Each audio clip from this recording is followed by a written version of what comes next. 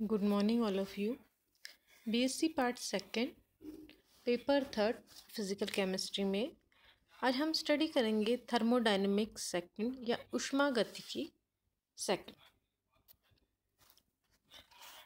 सबसे पहले हम ये देखेंगे कि हमें सेकेंड लॉ ऑफ थर्मोडायनेमिक की आवश्यकता क्यों पड़ी, कि क्या कमियां रह गई फर्स्ट लॉ ऑफ थर्मोडायनेमिक में कि सेकेंड लॉ की आवश्यकता पड़ी। तो फर्स्ट है कि थर्मोडायनेमिक्स का फर्स्ट लॉ हीट के फ्लो की डायरेक्शन नहीं बता सका। हीट का फ्लो की डायरेक्शन क्या है यह फर्स्ट लॉ ऑफ थर्मोडायनेमिक नहीं बता सका। फर्स्ट लॉ में स्टेट में अवस्था में चेंज स्वतः होता है या नहीं, अवस्था में चेंज पॉसिबल है या नहीं, इसे भी फर्स्ट लॉ ऑफ थर्मोडायनेमिक नहीं समझा सका। हीट को बिना अन्य चेंज किए तुल्य मात्रा के कार्य में पूर्णतः चेंज नहीं किया जा सकता। तो ये जो कमियां थी जिसके कारण हमें सेकंड लॉ ऑफ थर्मोडायनेमिक की आवश्यकता हुई। सेकंड लॉ ऑफ थर्मोडायनेमिक क्या है? According to Kelvin, high temperature के हीट रिसीवर या ऊष्मा भंडार को कुछ हीट ट्रांसफर किए बिना एक साइक्लिक प्रोसेस द्वारा उसी टाइम हीट को वर्क में चेंज करना पॉसिबल नहीं। केवल एक हीट सोर्स से जुड़े एक सिस्टम से एक साइक्लिक प्रोसेस द्वारा सराउंडिंग पर कुछ वर्क पॉसिबल नहीं, या एक सिस्टम के सराउंडिंग में चेंज हुए बिना हीट को इक्वल क्वांटिटी के वर्क में चेंज करना पॉसिबल नहीं है। अकॉर्डिंग टू क्लासियस, हीट अपने आप लो टेम्परेचर की वस्तु से हाई टेम्परेचर की ओर प्रभावित नहीं होती, हमेशा क्या होती है, हीट हाई से लो की ओर ही जाती है। ये तो था सेकंड लॉ ऑफ थर्मोडायनेमिक्स। अब इसमें हम स्टडी करते हैं कार्नोट साइकिल। कार्नोट साइकिल क्या होता है? हीट के मैक्सिमम अंश को वर्क में चेंज करने के लिए कार्नोट, जो एक साइंटिस्ट था, उसने एक साइक्लिक प्रोसेस का वर्णन किया जिसे हम कहते हैं कार्नोट साइक्लिक प्रोसेस। इसमें कार्नोट साइक्लिक प्रोसेस में हीट रिसीवर क्या होता है, सिंक क्या होता है, ये हम पहले समझ लेते हैं कि ऐसा सिस्टम किसको ऊष्मा कुंड कहते हैं या हीट रिसीवर कहते हैं जिसका टेम्परेचर सिस्टम के प्रत्येक भाग में समान होता है। इस तंत्र की और ऊष्मा की कुछ मात्रा प्रवाहित करने से या कुछ मात्रा निकालने से तंत्र के ताप पर कोई प्रभाव नहीं रहता है, यानी इसका टेम्परेचर, किसका, हीट रिसीवर का जो टेम्परेचर है वो कांस्टेंट रहता है। सोर्स क्या होता है? जब किसी ऊष्मा कुंड से कुछ मात्रा में ऊष्मा निकालते हैं तो यह सोर्स की भांति कार्य करता है। हीट रिसीवर से अगर हमने कुछ हीट निकाल ली तो ये क्या हो जाता है, सोर्स की तरह काम। सिंक क्या होता है? यदि ऊष्मा की कुछ मात्रा को प्रवाहित होने दिया जाए तो इसे सिंक कहते हैं। यानी जो हीट रिसीवर होता है, यदि इसमें से कुछ ऊष्मा निकाल लेते हैं तो क्या होता है, ये सोर्स की भांति काम करता है, और यदि इसमें प्रवाहित होने दिया जाए तो ये सिंक की भांति प्रवाहित। अब जो हमारा कार्नोट साइक्लिक है वो किस तरह से वर्क करता है ये हम स्टडी कर लेते हैं। साइक्लिक प्रोसेस को संपन्न करने के लिए एक सिलेंडर लिया जाता है जिसमें एक भारहीन घर्षणहीन पिस्टन लगा रहता है। इस सिलेंडर में एक मोल आदर्श गैस लेते हैं जो तंत्र है। सपोज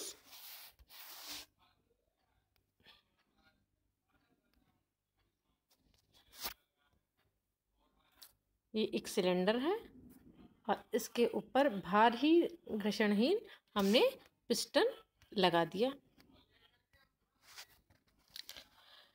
और एक आदर्श मूल गैस इसमें हमने फिल कर दी। तंत्र का द्रव्यमान निश्चित रहता है, अतः ताप T1 व दाब P व आयतन V में से किन्हीं दो चरों की सहायता से तंत्र की किसी भी अवस्था की व्याख्या की जा सकती है। कार्नोट चक्र दो ऊष्मा कुंडों के मध्य कार्य करता है जिनका ताप क्या होता है, क्रमशः T1 व T2 है। कार्नोट साइकिल में कुल क्या होते हैं, 4 प्रकार के रिवर्सिबल प्रोसेस संपन्न होते हैं जिसमें से गुजरकर सिस्टम अपनी मूल अवस्था में लौट आता है।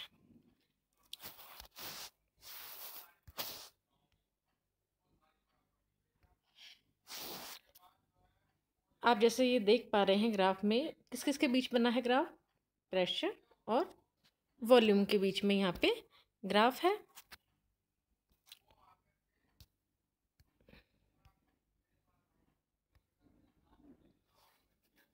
सबसे पहला प्रोसेस है आइसोथर्मल प्रोसेस। सेकंड हमारा होगा एडियाबैटिक एक्सपेंशन। थर्ड हमारा है आइसोथर्मल कंप्रेशन और फोर्थ हमारा होगा एडियाबैटिक कंप्रेशन। टेम्परेचर आप देख पा रहे हैं T1, देन इसके बाद ये टेम्परेचर T2। उसी के according pressure P1, P2, P3, P4 और वॉल्यूम हो जाएगा V1, V2, V3, V4। तो ये किस तरह से पहले हम समझ लेते हैं आइसोथर्मल एक्सपेंशन या समतापीय प्रसार। अब जो हमारा पास सिलेंडर है उसको T1 ताप वाले ऊष्मा कुंड से जोड़ते हैं, हीट रिसीवर से हमने जोड़ दिया। इस समय जो सिस्टम का जो वॉल्यूम है V1 व प्रेशर है वो P1 है। अब इस कांस्टेंट टेम्परेचर T1 पर गैस का हम क्या कहते हैं, क्योंकि क्या है समतापीय प्रसार, गैस का प्रसार करते हैं। गैस का प्रसार करेंगे तो क्या होगा कि वॉल्यूम इंक्रीज होगा। तो वॉल्यूम पहले क्या था V1, अब हो गया V2। इस समय प्रेशर P2। इस प्रक्रम के दौरान क्या रहता है, ताप स्थिर रहता है। अतः तंत्र की इंटरनल एनर्जी में चेंज क्या होगी, वो 0 होगी। Delta E is equal to 0। तो ऊष्मा गति का प्रथम नियम delta E is equal to Q1 minus W1। तो यहाँ डेल्टा E की वैल्यू क्या है 0। तो Q1 is equal to W1। तो स्थिर ताप T1 पर गैस का जब एक्सपेंशन होने दिया तो वॉल्यूम V1 से बढ़ के क्या हो गया V1। तंत्र द्वारा पिस्टन पर कार्य किया गया। जब वॉल्यूम इंक्रीज हो गया तो क्या हुआ, सिस्टम ने पिस्टन पर कुछ वर्क किया। तो Q1 is equal to W1 is equal to RT1 ln V2 upon V1। ये तो हमारी हो गई इक्वेशन फर्स्ट। अर्थात तंत्र द्वारा अवशोषित ऊष्मा समतापीय प्रसार में तंत्र द्वारा किए गए कार्य के बराबर होगी। यानी क्या है, तंत्र द्वारा जितनी ऊष्मा अवशोषित की तो क्या होगा, किसके बराबर होगी, वो किए गए कार्य के बराबर होगी। ये हमारा हो गया आइसोथर्मल एक्सपेंशन।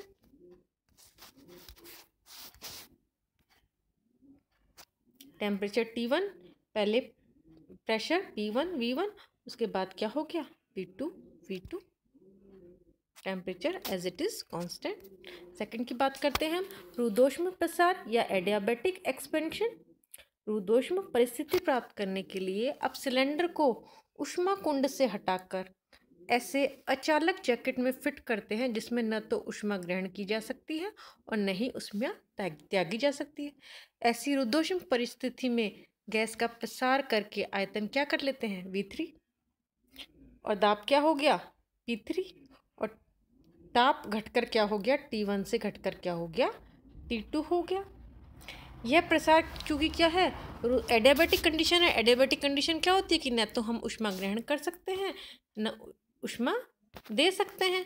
तो Q2 इज इक्वल टू 0। तो अकॉर्डिंग टू फर्स्ट लॉ होता है डेल्टा E बराबर होती है Q2 माइनस W2। तो एडियाबैटिक कंडीशन है तो Q2 is equal to 0। Delta E हो जाएगा बराबर CV dt। तो डेल्टा E हो जाएगा delta E is equal to minus W2 is equal to CV dt। CV dt temperature क्या हुआ है T1 ताप से घटकर क्या हो जाता है T2 हो जाता है C1 minus CV into T2 minus T1। तो W2 की जो वैल्यू हो गई CV T1 minus T2। Next है समतापीय संपीड़न आइसोथर्मल कंप्रेशन।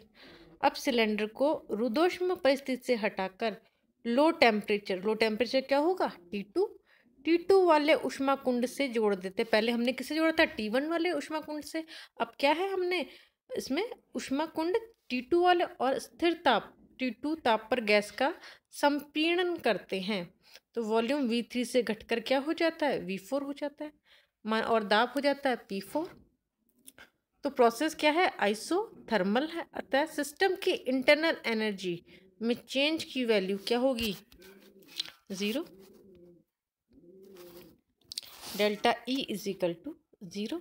तो according to first law delta E is equal to Q3 minus W3। तो डेल्टा E हो गया हमारे पास 0, तो Q3 is equal to minus W3। Constant temperature पर कंप्रेशन करने के लिए सिस्टम पर किया गया वर्क किसके बराबर हो जाएगा, minus W3 is equal to RT2 ln V4 upon V3। Minus V3 equal है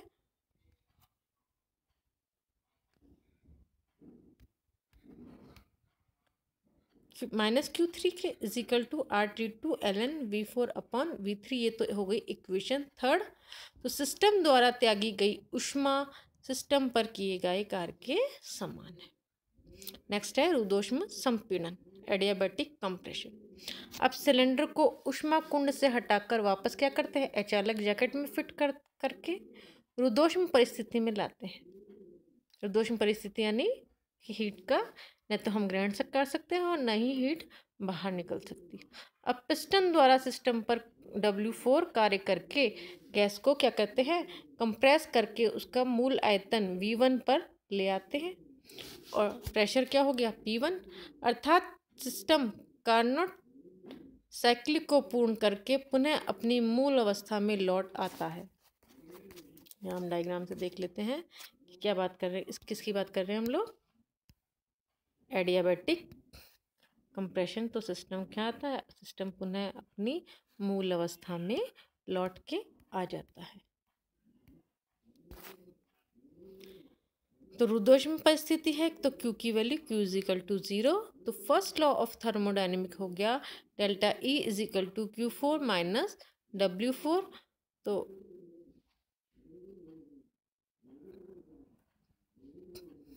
Q4 हो जाएगा is equal minus Q4 is equal to minus W4।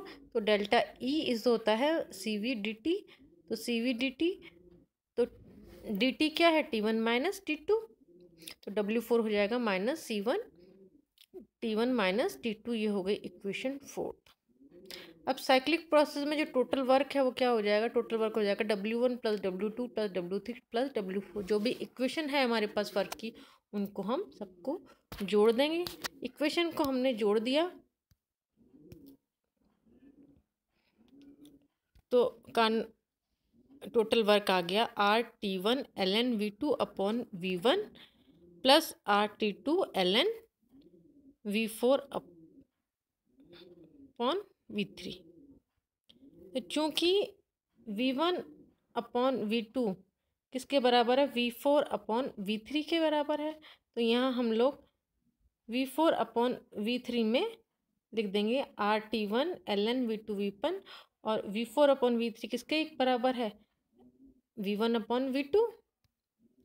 तो हमारी जो इक्वेशन हो गई RT1 V2 को ऊपर लाते हैं, RT1 minus T2 ln V2 upon V1। ये इक्वेशन 6 हो गई।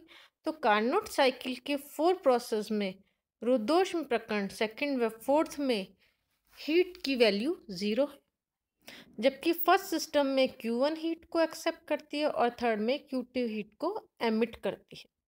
तो साइक्लिक प्रोसेस में टोटल हीट हो गया Q1 माइनस Q3।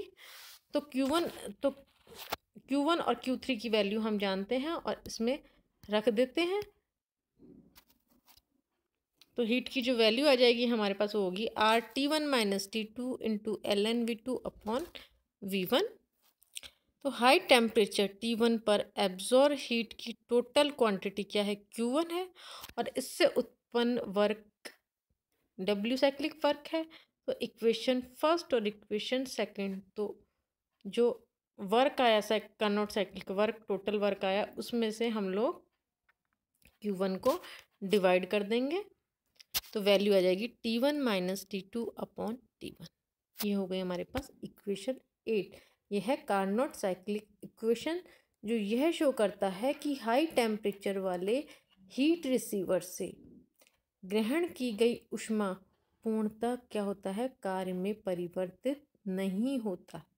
वह कार्नोट इंजन की दक्षता दोनों ऊष्मा कुंडों के ताप के अंतर पर निर्भर करती है, दोनों ऊष्मा कुंडों के ताप पर निर्भर करती है।